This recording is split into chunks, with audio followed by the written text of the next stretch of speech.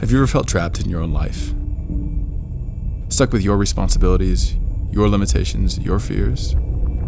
What if I told you I found a way to leave that all behind?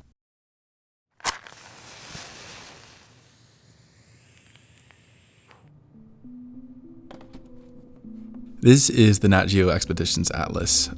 Looking through it both inspires me and rather forcibly reminds me of how much I have yet to experience. I've always wanted to live an adventurous life, but I don't have a ton of money, and I have responsibilities, and I hate traveling alone, so right now, I just don't get out that much.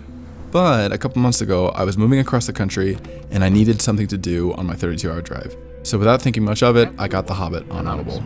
And then, something really special happened. I was no longer stuck in a car in the middle of nowhere. I was in the world of The Hobbit. The drive was not just a 32-hour long stretch of highway. It became an adventure. I realized this was my solution. It was reading. Now, a couple years ago, I actually challenged myself to get back into reading. When I did so, I decided that because I was an adult, I was going to read mostly nonfiction. And that was a mistake. It worked well for a little bit, but eventually I gave it up. I just got bored. So thankfully, after listening to The Hobbit, I repented of my belief that fiction was only for kids. I picked up Lord of the Rings for the first time in a long time and was transported to an ancient world of intense struggle between dark and light. I listened to Great Expectations and found myself in 19th century England, confronting my own weaknesses somehow. I began reading Harry Potter again, this time in Japanese, to remember what it was like to have Hagrid tell me that I was a wizard all along.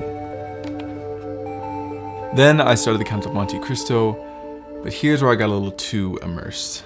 Monte Cristo is a tough story. In short, a good man is maliciously and falsely imprisoned. After 14 years, he escapes and proceeds to enact slow and painful revenge on his false accusers. Frankly, after reading every night, I would feel despair.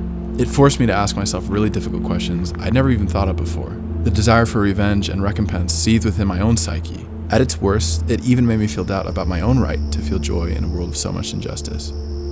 Somehow, this work of fiction had confronted me with a part of reality I had never come in contact with, and it kind of hurt. But that's actually when everything started to click. I think we underestimate what fiction really is.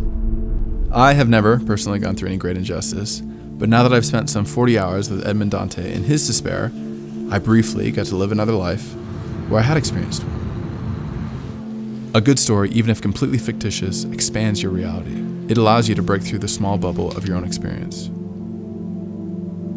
It's true that each of us will only get to live one mortal life, but it doesn't have to feel that way.